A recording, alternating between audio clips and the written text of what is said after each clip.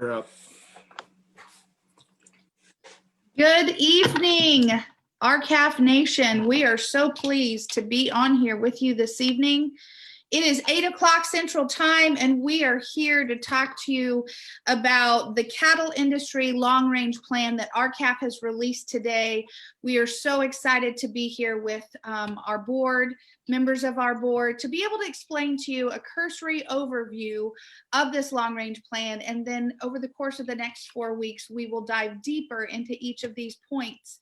But we are going to start off with Brett Kinsey. Brett, in July of this year, the beef industry actually released their version of a plan funded by the Beef Checkoff to talk about the state of our industry and where they saw us going. That was at the NCBA summer meeting, and you read that plan online. You saw that on Facebook. And talk a little bit about your response and what made us arrive at December 16th and why we have been preparing this long-range plan the last few weeks. Well, I mean, I was on Facebook reading because it's a good way to find out new news, and I happened to stumble across the beef industry plan. And I mean, it was no surprise. It was full of certifications and restrictions and mandates, and it was pro-export, and it was more checkoff, and it was we got to work together to increase demand. And again, I wasn't surprised that there was nothing about competition. There was nothing about value discovery. It didn't mention the word imports that I saw. There was nothing about MCool to differentiate our product from the product that comes in from overseas.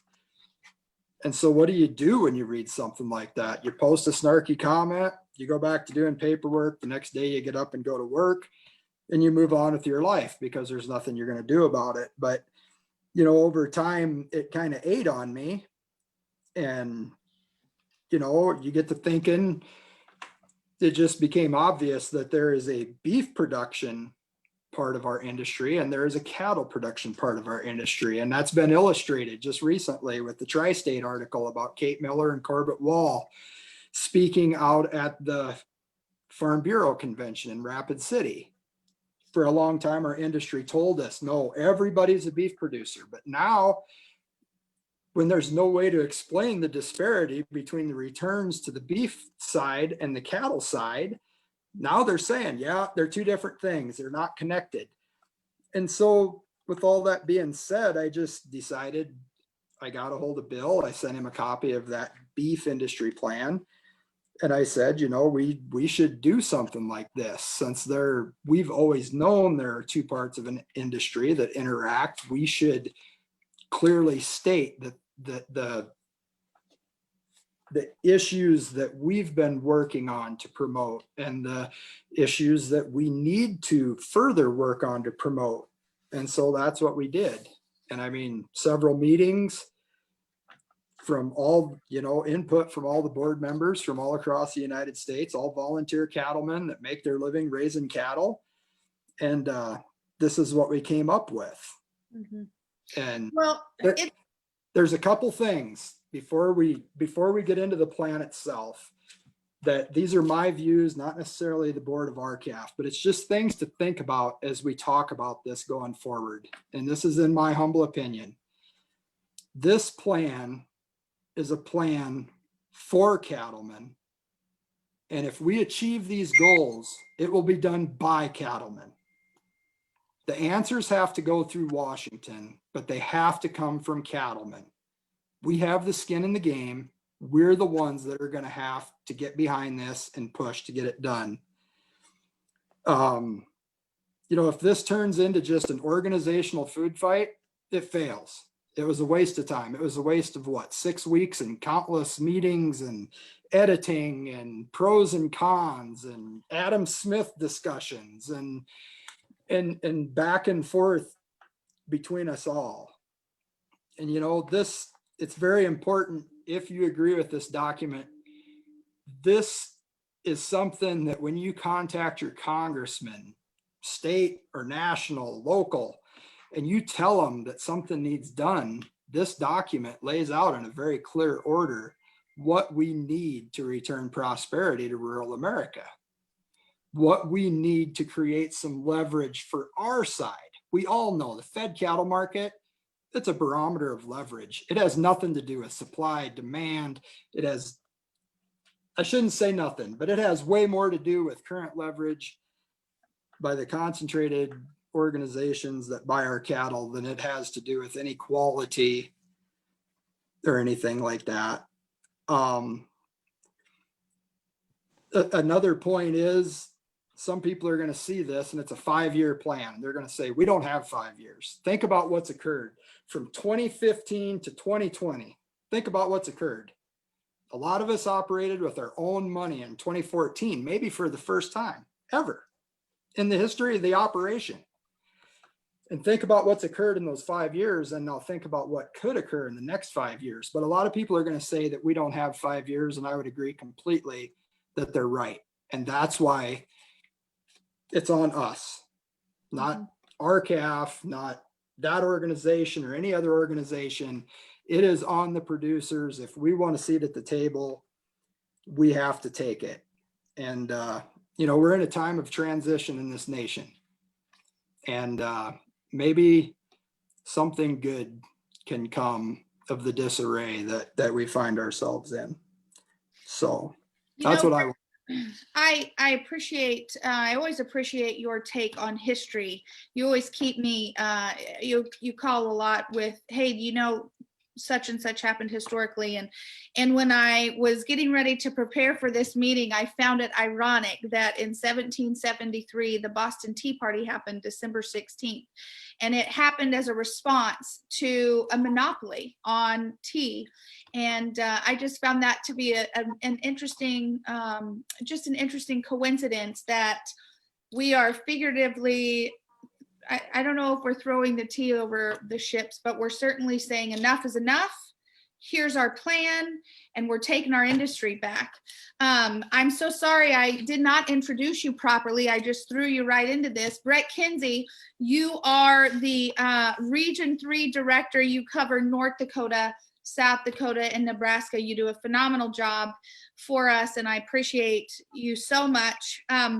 I'm going to read what the vision of the cattle industry long-range plan is, and then we are going to jump right into our first point.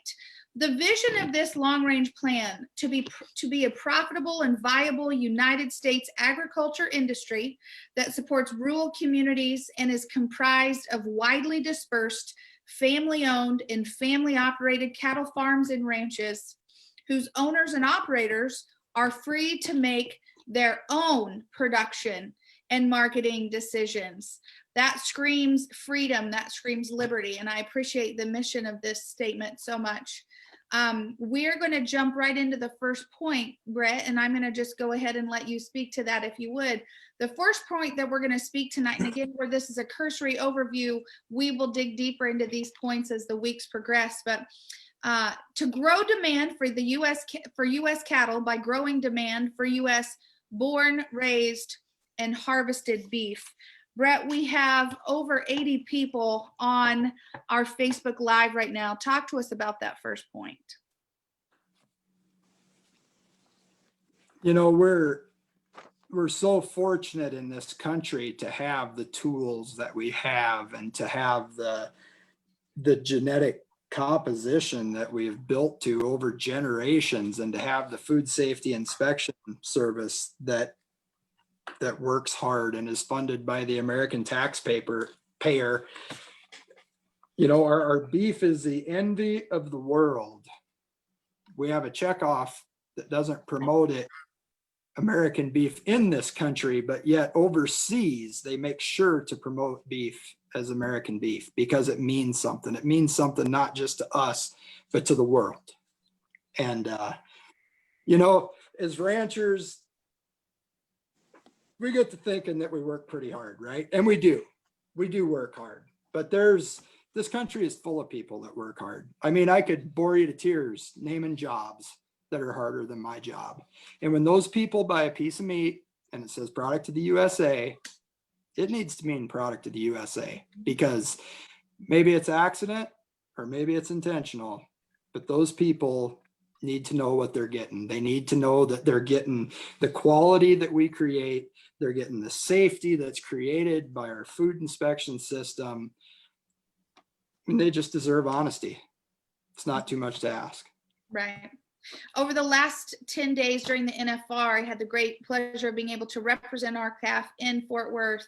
And we had so many consumers coming up to our table and signing our petition for country of origin labeling. And they had no idea that that product of the USA or a USDA stamp did not mean product of the US. They just assumed that that was a safe product. And when they find out, the consumer feels cheated. They feel like it's fraud. And so well, actually, first, they don't believe you. True. They don't believe you. You have to prove to them that this is going on.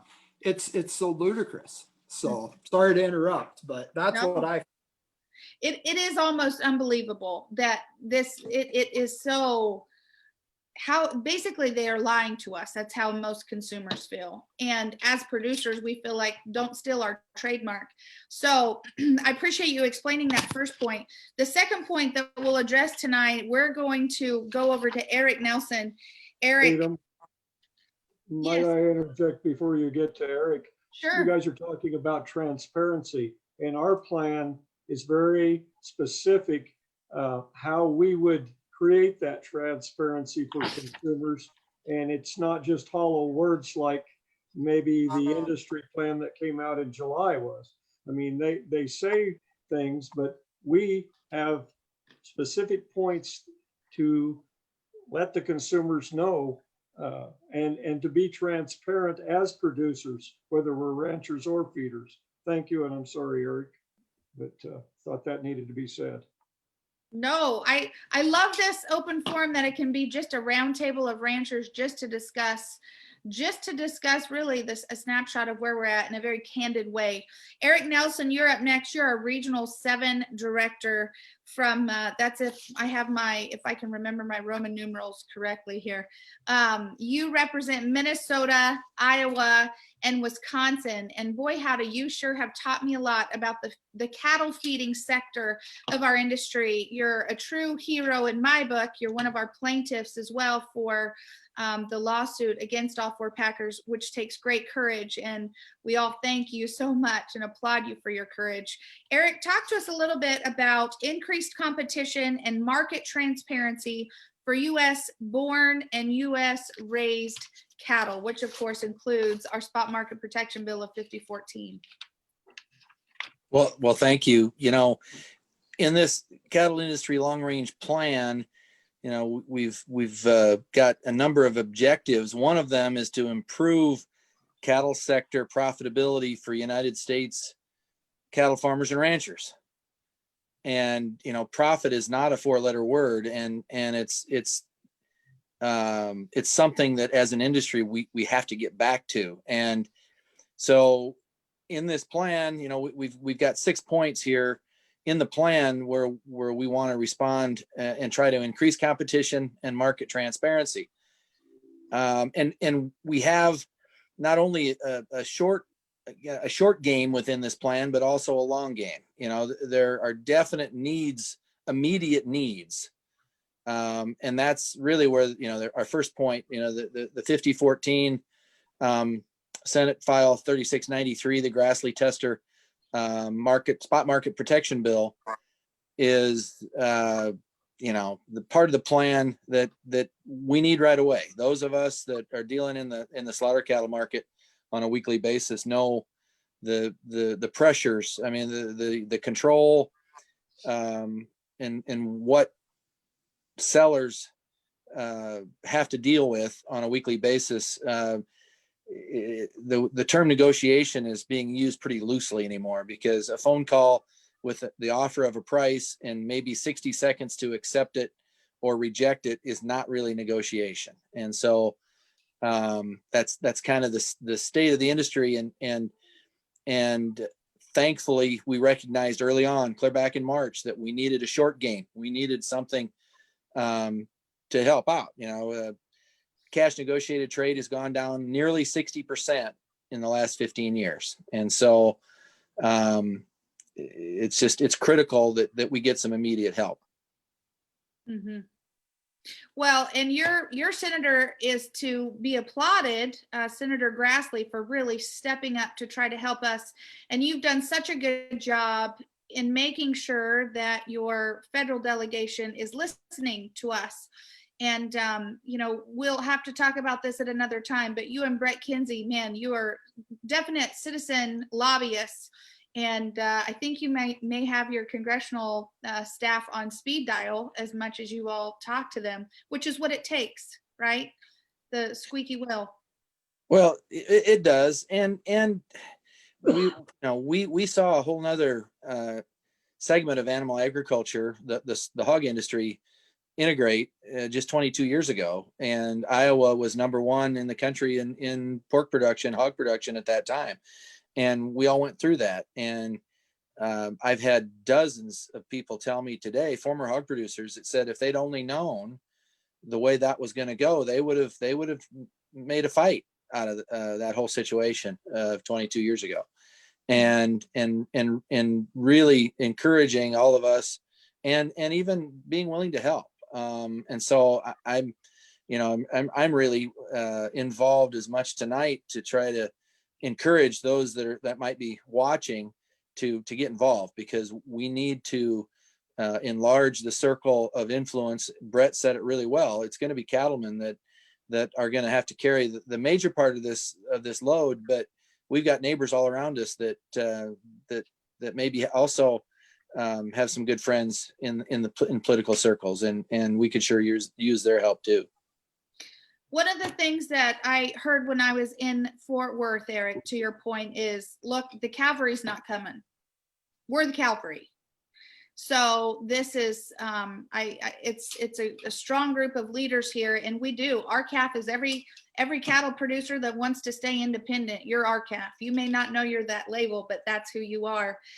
Shad Sullivan, you are our next speaker, and you represent Region 5, which is the great state of Texas, and you are down in Fort Worth with us at the NFR, and it was great to have you down there. I have always appreciated, Shad, in getting to know you the last 5 years, that you have said to me, Tatum, everything is about liberty. Everything we're fighting is about liberty, especially in the cattle industry. It all goes back to that. The next point is to preserve and protect the liberties and freedoms of U.S. independent cattle producers. And there is no one better to speak on this than you, my friend. Talk to us about this particular point. Well, I think it's important that we remember what we're fighting for. Number one, we're fighting for our families. And number two, we're fighting for our communities, right? We fight across America, but our rural communities are hurting right now because of these agricultural issues that we have to address right now. These are times that we have seen incrementally brought on. I think it's important that we recognize that mandatory country of origin labeling is a liberty issue. It's a liberty issue on the consumer side. Every consumer should have the right to choose where their food comes from, right? It's transparent, it's honest, and it's what they deserve as people who spend their money on our product. Mm-hmm. We have kids fighting for, like this little guy right here, my little boy named Beatty. And all right. Hi, Beatty. And we see all these issues, but they're coming incrementally from every side. Our communities are suffering because we have attacks on private property rights, and it's important to understand that that's where our value starts, is the ability to own private property. So now ranchers across the West, all across the nation, but especially across the West, are having to fight for their home range, so to speak, their communities, through attacks from in major environmental groups. We have it going on in Montana right now, the American Prairie Preserve. We have national heritage areas trying to be implemented, ruled by those organizations who are against animal production, animal agriculture, the World Wildlife Fund. These are all issues that we need to embrace as producers to get over to consumers, because the bottom line is we cannot feed the world without a profit. And in order to be able to do that, we have to have the liberty to own private property and to market our animals down those avenues that we see fit. There's a place for every producer, and we need to embrace that. We need to educate this consumer, and that really is my goal now, is to reach out to those consumers who are chomping at the bit. They want to know. You know, I argue a lot on social media with people about mandatory country of origin labeling, and I tell everybody, because I've done it myself, go to the grocery store, go to your small town grocery store, go to your large town grocery store, stand at the meat counter and interview 10 people, men, women, whoever they are, buying that meat, and 10 of them will think that that product of the USA label means it was born, raised, and harvested in the United States. And that's deceptive. It's not. They cannot believe it. And then go a step further and say, are you willing to give a premium for those products that you have the liberty to choose? And every one of them will tell you yes. And so from the gamut, from mandatory cool down through private property rights, it is all about liberty. It's all about saving these rural communities, because they're on the brink of disaster now. And we want to embrace those communities to keep not only producers viable, but to keep our local schools viable, to keep kids. I mean, we have a problem in America with the youth not coming back to the family farm and ranch. Why? Because they can't afford to, right? They want to. And now we're being inundated with huge money, buying land, becoming productive, and forcing the family farmer and rancher off the land. Yeah. One of the things I want to touch on that you and I've spoken out on many times is we need to understand that the beef production is that beef is the largest piece of agriculture, and that incremental communism keeps creeping into all aspects of our life. And really, they're coming after the food supply, because control the food, control the people, which you and I have spoken about many times. You had a video several months ago that went viral to the tune of over 6 million people. And so your message of liberty and fighting back this communistic approach, it resonates with folks. Speak just a little bit to that, because you've had an incredible opportunity to speak to so many different consumer groups, folks that we haven't reached before. Yeah, I mean, it could, when COVID hit, you know, the beef industry was in trouble long before COVID hit. Remember the fire at Holcomb, Kansas, on August 9th? Yes, go away. Just a minute. On August 9th, 2019. And so we were in trouble then. COVID hit.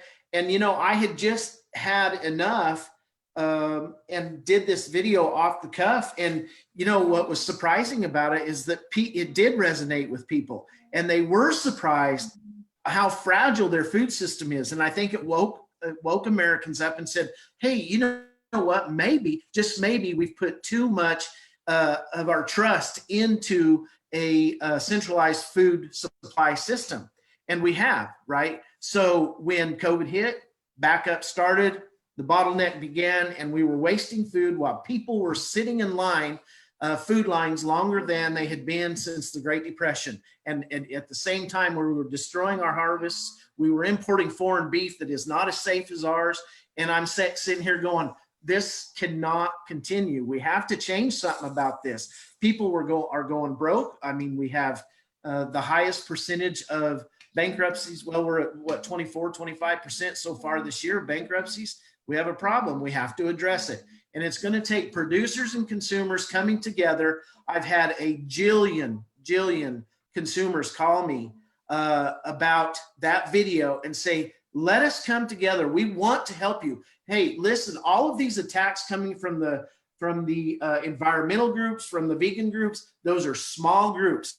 They are important. We need to address them. We need to keep them going. But the working and producing Americans, they're hungry for good food. They're hungry for our product, and they're willing to pay. So we have to come together. We have to be able to let them choose. Let them hash it out if they want to give the premium or not, and get going on that, because time really is of the essence. We just have to get something going now, today. Absolutely. Thank you so much, Shad. We appreciate that. Moving on, we're going to go to one of the stars of RCAF, Gerald Schreiber, who is our Region 2 Director. Gerald, you are also the president of RCAF. You represent Colorado, Utah, and Wyoming, and you are sitting in Colorado as we speak. And this is your very first Zoom. Great job, Gerald. We're so happy to have you. And let's talk to you this evening. Here's your point. If you could give a little bit of commentary to this. Reform the cattle industry's legal and regulatory framework so U.S. cattle producers can protect the marketplace on their own. That is our fourth point of our 6-point plan. Gerald? Thank you, Tatum, and good evening, fellow ranchers and independent feeders. It's good to be on, even though I'm the newbie, the neophyte to this technology. But speaking to the point about, you know, 100 years ago, over 100 years ago, Teddy Roosevelt recognized that there was too much concentration in the ag packing business, and you know, the Clayton Act, the Sherman Antitrust Act, and the Packers and Stockyards evolved out of that.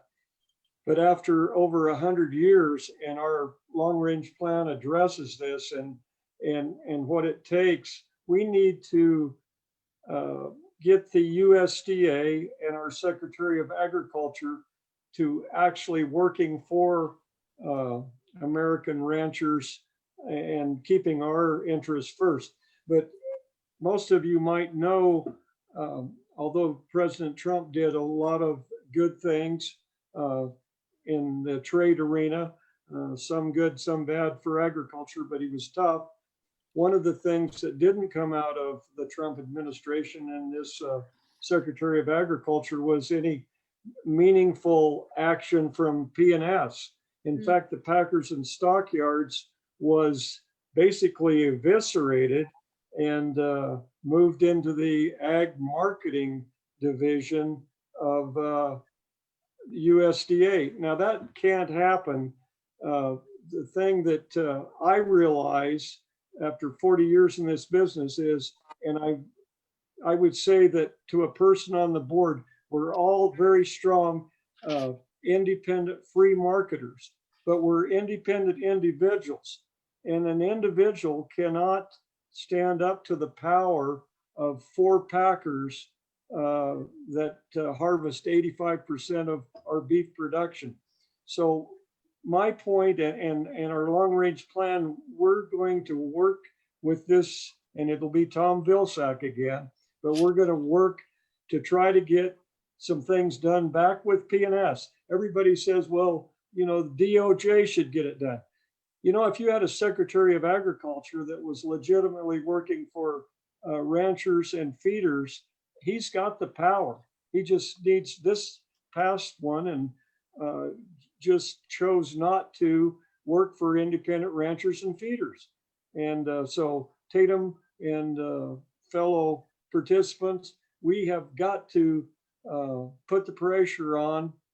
And we found out this summer after Senator Grassley introduced his 52 his spot market protection bill, we came out with a strategy that was fairly effective with RCAF visiting, having conference calls with each of our senators. So we've got to put pressure on, and it's incumbent upon all of us. We're excellent producers. Brett Shad all mentioned that we're hardworking people, but we're not very good politically, and we've relied on other people to do our lobbying for us. So that's one thing, Tatum, we've got to do. We've got to get the P&S back under the Grain Inspection, Packers and Stockyards Administration as a standalone agency within USDA, and they've got to start working for independent ranchers and feeders. And we need to enforce the laws already on the books. That's true. We don't need to look to DOJ. Bill always tells us, we work with legislative, executive, and judicial. Well, this is an agency, and the very agency that's supposed to be representing us hasn't done it. And as independent producers, you cannot compete one-on-one in the marketplace without some help. And everything from we shouldn't have to prove damage to the whole industry if we've been wronged. There's several points in our plan, and it's very vital. That's one of the things, or several of the things that we're going to work on to get us back to profitability. It's all about retaining independence and profitability. Absolutely. Amen, Gerald. Amen. Speaking of amen, I just looked down and somebody had commented, amen, Gerald, on our Facebook Live. We've had at one point over 100 people watching us this evening. And so we're very happy you've joined us. Thank you so much. You can hit the share button as you're listening and share this with your friends and neighbors, because truly, in order for this to happen, as mentioned before, the cavalry's not coming. We're our own cavalry, and we're going to have to it's all hands on deck to get this implemented together as an industry as a whole, cattlemen as a whole. Brett, I'm going to swing back to you to hit our fifth point, which is to strengthen the U.S. cattle industry's role in achieving lasting food security for the U.S. Yeah, it's important to note that tonight we're just glossing over a little bit. We're not deep diving into this yet, but one of the things that I kind of lobbied for to get at the top of this list was to restore the U.S. Department of Agriculture's mission to strengthen the United States family farm and ranch system of cattle production. Now, I've gotten to go to Washington, D.C. a few times with Farmers Union for different things, and many thanks to them, because I got to go in the USDA building. It's one of the biggest buildings in Washington, D.C. there on the mall. It's right on the mall. And before you walk into the main entrance, working from memory, it says, it's chiseled in stone above the main entrance, "The husbandman who laboreth must be the first partaker of the fruit." That's St. Paul. That's So powerful. that tell me, as we live in an age where we're trying to tear down our monuments and our history, that would tell me that when that building was built, independent, hardworking Americans were valued in terms of our food production. The people that built that building knew what it was like to be hungry. They knew what it was like to be subsistence farmers who had to go scratch the dirt to find something to eat. Now, if that quote from St. Paul is too much, I'll give you a quote from another guy from history. "You can't work a man harder than he can work himself." And that was my dad. He had an amazing way of making it simple. That is the underlying essence of America. That if people feel like they're going to advance their cause and put a little something together for the next generation, they're going to work. They're going to work hard. If you want to dumb it down even further, then, from St. Paul to my dad, I've heard it said that you can't whip ambition into a mule. So, that's what we get to when we talk about restoring USDA's mission for family agriculture. Family agriculture, independent agriculture, and family agriculture can be big, but independent agriculture that competes and produces has resiliency and redundancy. It's spread across the entire nation, And that's how we avoid these bottlenecks that made the shelves go empty during COVID. You know, Shad was talking about plowing vegetables under, dumping milk, euthanizing hogs. We were on the verge. I had a ton of calls wondering if we were killing cattle, and we didn't have to, thankfully. But what does that make you think of? That makes you think of communism. That's what the communists do. You've got starving people here and you've got your wrecking food over there. And so that's why we need to we're in a time of transition in this country. The time is right to have these conversations and to decide how we're going to go forward. Are we going to go with this vertically integrated model that is very, very, very efficient? It is a money generating animal, but it's rickety.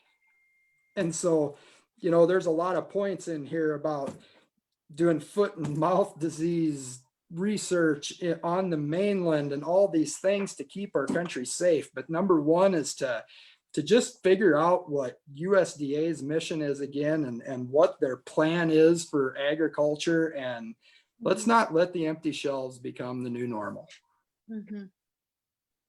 Powerful. Those are powerful thoughts. Your dad wasn't it the tractor brigade? He didn't drive a tractor to DC, but he flew out there a couple times. And, you know, going to DC myself and talking to him, we both decided. Everybody talks about Washington, DC and Washington, DC. I'll say it a million times and hear it loud and clear. The answer is with us. It has to go through DC, but if we don't push it, it'll never get through clean. Mm-hmm. You can't leave it to DC. That's what we've done for generations. You work hard, you pay taxes, you vote, and they're supposed to take care of it, but they haven't. So we've got to go back to nurturing that a little bit too, Mm-hmm. a lot. One of the things I found most interesting, and then I'm going to transition to you, Eric Nelson, for the last point.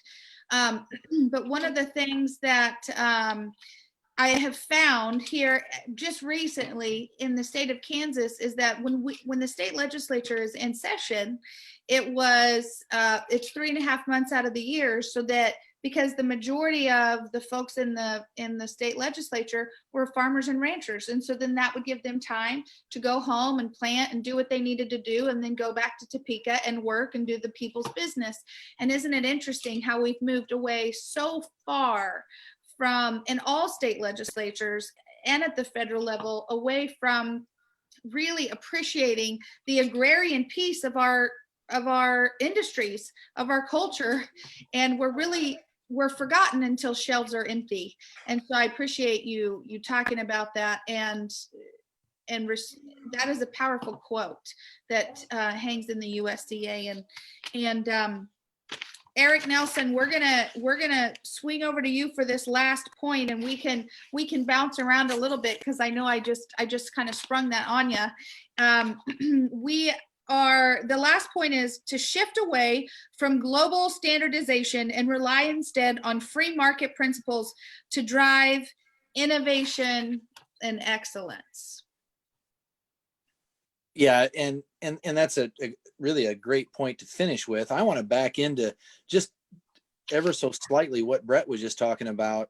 You know, he mentioned the efficiency of these, of the meat industry. And we've been told for years that, that it's all about efficiency. And then that kind of ties in with our last point where we're talking about, some global standardization.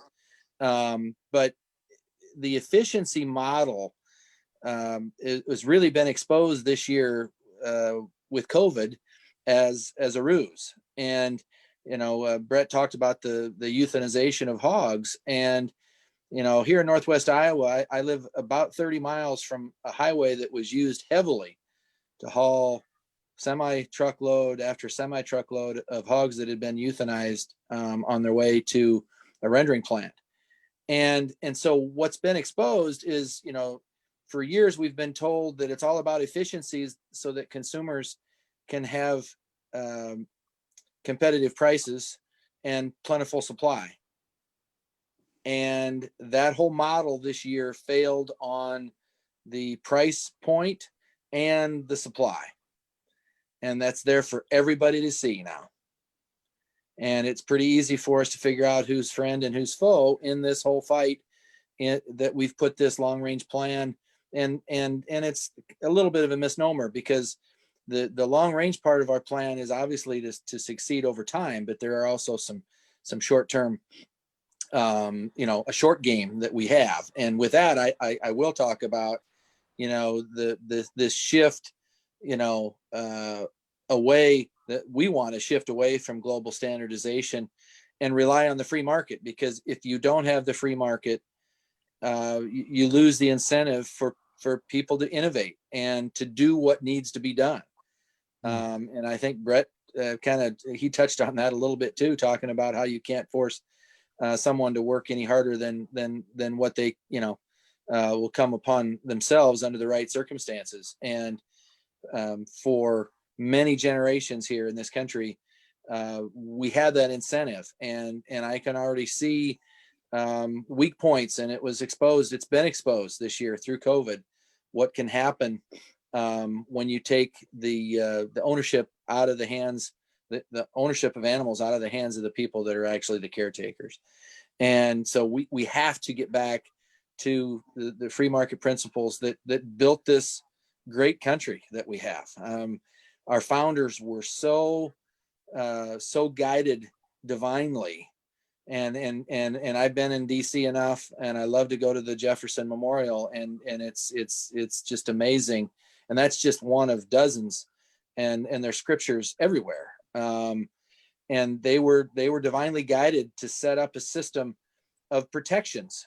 It wasn't made, our system of government wasn't set up to allow the biggest and the wealthiest to take over. There are rules, there are to be referees, but we've gotten away from that. And not only that, over the years, we've hooked up with global governance organizations that want to back in and tell us how to run our system of production, of ag production here. And so we've definitely got work to do. It's why it's in our the cattle industry long range plan. And, as Bill has said earlier today, the industry has kind of been guided by this beef industry plan that's really been little changed for 20 years, and look where it's gotten us. And I think it's past time, and thank heavens we've got this comprehensive plan. And here we go, because it is time. That there are real signs where I'm located in slaughter cattle feeding country. The leverage is gone, and we need to overcome here, really quickly. And it's time for this plan to get out, and I'm anxious for the weeks and months to come. Mm-hmm. Well, what a tremendous conversation. And it really is such an honor to be able to be on this call with all of you. This is, it's a time for patriots to rise up. Again, I just can't believe, honestly, that the Lord brought it to me that the Boston Tea Party happened December 16th, 1773. And it's so powerful for me. That's such a powerful, it was really them just saying enough is enough. And so, Bill Bullard, we've discussed the merits of all 6 points. We've not done a deep dive, but we've glossed over them. And the essence of this entire conversation and what brought us here is that there are 2 plans. The NCBA summer meeting, they had a plan that the beef checkoff paid for, and it was business as usual. And that is the beef industry plan. That includes the packers. We are proposing the cattle industry plan, which are the grassroots producer plan driven by freedom and liberty and profitability. Tie up for us these 6 points, and really just what a labor of love for the industry from our board. I mean, this has been a deal the last few weeks, having meetings, sometimes multiple a week. talk to us about your thoughts and get us closed out here. We're closing in on an hour. We've had at different points over 100 people, over 80 consistently listening to us for the last almost hour. And we appreciate so much you listening. Please share this video with your neighbors, because it's all about grassroots kind of rising up and moving forward to execute this plan. Bill? Well, as everyone knows, the purpose of a plan is to ensure that you're not relegated to always fighting the immediate battle. And for decades, that's exactly what we've done, because the battles have been so severe and the implications bad for the industry. And so, as they say, from adversity arises opportunity. Well, here the board was in a facing adversity. We were facing anomalous markets that you cannot explain. And yet they develop a plan that says, this is where we want to be 5 years from now or 15 years from now. So they looked into the future, and what they wanted to do was grow and strengthen this industry. So rather than focus on the immediate problems that we have today, as we have done essentially unsuccessfully for a long time, we said, we need to grow the industry. We need to create opportunities for Chad's young boy back there and others who aspire to be ranchers, who aspire to be controlling and owning and taking care of the land and their livestock. And the only way we're going to get there is if we map out where we want to be. And I want to give one contrast between our plan. Our plan is to grow the U.S. cattle industry. In fact, to find new means of doing that. There's a strong demand for lean beef. Why aren't we focused on finding, individuals who want to produce that lean beef so we can rely on the United States cattle producer to meet our domestic needs? But if you look at our plan, and that is to grow the industry, to expand it to its limits. But look at the beef industry plan. What they want to do is limit the size of the cattle herd to about 32.5 million, the beef cattle herd. Now, that's 2 million head less than where we were 25 years ago. That is not looking in the future for the purposes of growing the cattle industry for the benefit of independent cattle producers. That's a plan that's designed to lock in the advantages that the multinational meat packers now have of bringing in cheaper imports and substituting domestic product for it. We want to expand the United States cattle industry to strengthen the United States and to provide more opportunities for producers that are in business today and producers who want to be in business tomorrow. And if you look at one of the areas that we spent the most time on was the objectives of the industry. And Shad mentioned it during one of the meetings. He says, this is kind of important because we have 4 points. And it is to grow the industry, to improve the industry, to intensify our ability to act independently, and then to elevate, the industry itself as even a more critical component of the overall economy of the United States. And so these 4 points, grow the industry, and you do that by growing domestic and export demand for beef from U.S.-born, raised, and harvested cattle, and by promoting, as was said earlier, the unparalleled commitment that the United States alone has made and the investments the United States alone has made to exceptional cattle husbandry practices and beef quality and safety.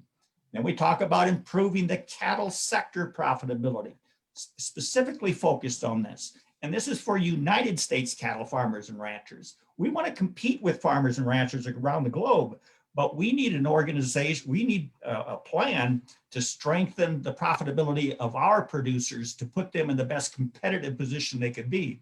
And we do that by expanding the available marketing outlets that we now have, build upon them, and increase both competition and transparency in both the domestic and the export markets for our US cattle and beef. And then we need to intensify efforts to preserve and protect the liberties and freedoms so that producers can adopt the production practices of their choosing based on their assessment of competitive market forces, not being dictated to from Geneva, Switzerland, or elsewhere about what production standards US must make, about submitting a grazing management plan for somebody to review and to criticize. This is what we're talking about, is providing the individual the greatest opportunity to exercise his or her freedoms and liberties and independence. And then finally, to elevate, as you said, the United States' role in achieving the US's absolute need for an uninterrupted supply of high quality beef. There's no plan like this anywhere. This is the first ever. It arose out of adversity.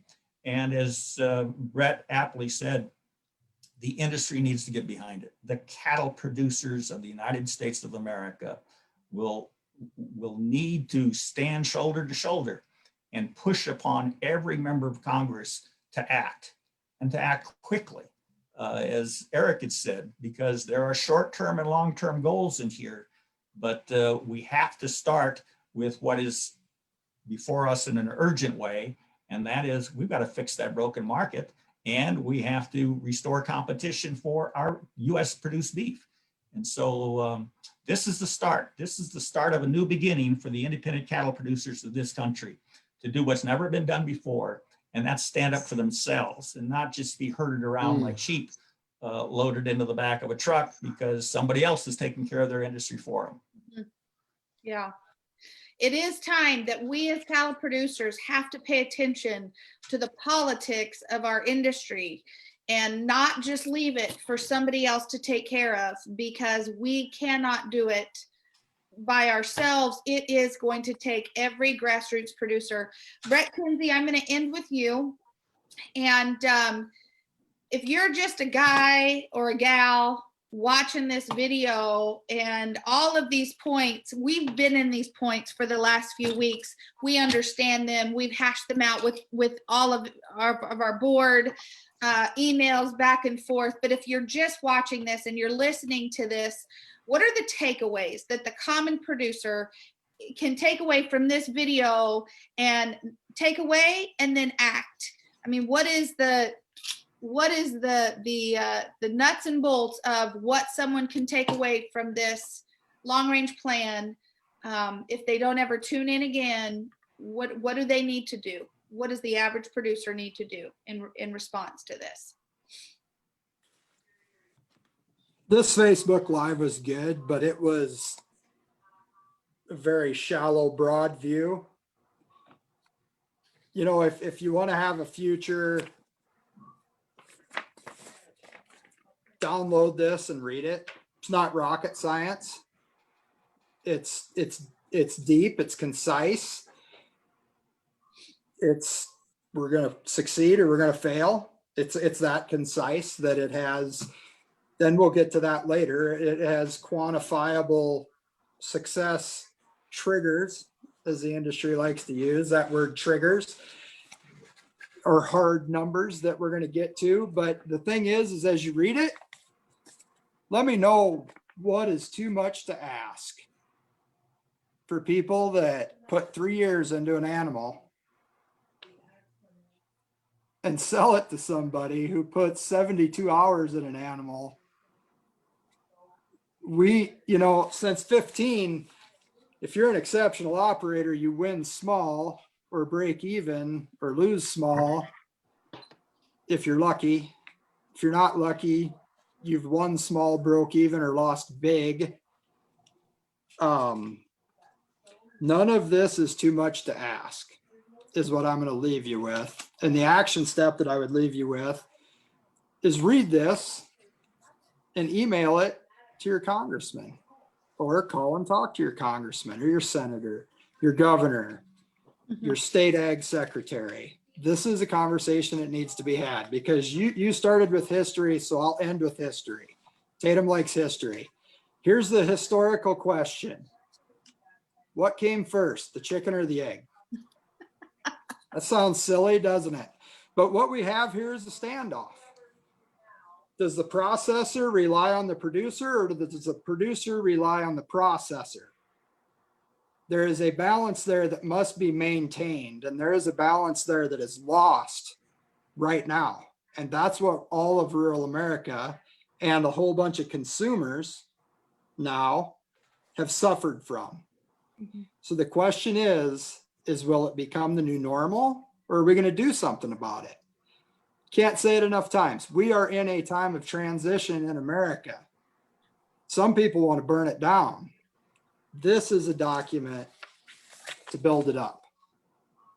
It pays people who work hard. And it's all based on competition. It's all we want. A chance to compete. Well, what a phenomenal conversation. Thank you all so much for your time. Thank you for those of you who have tuned in. We have been on almost an hour, just a little over almost an hour actually, and still over 70 people listening live. If you are on the replay, let us know that you listened to the replay. Share this with your friends and neighbors. It's going to take you a minute to get through it. As Brett said, please go and read this document. You can go to www.r-cafusa.com, and it is going to be there on our homepage. Message us, reach out to us. If you're an RCAF member, thank you so much. It's $50 a year. That's it. $50 a year. I heard yesterday from someone that is a member of the local Kansas Livestock Association, which is the NCBA affiliate, $7,000 a year is what they're paying in membership dues. We're $50.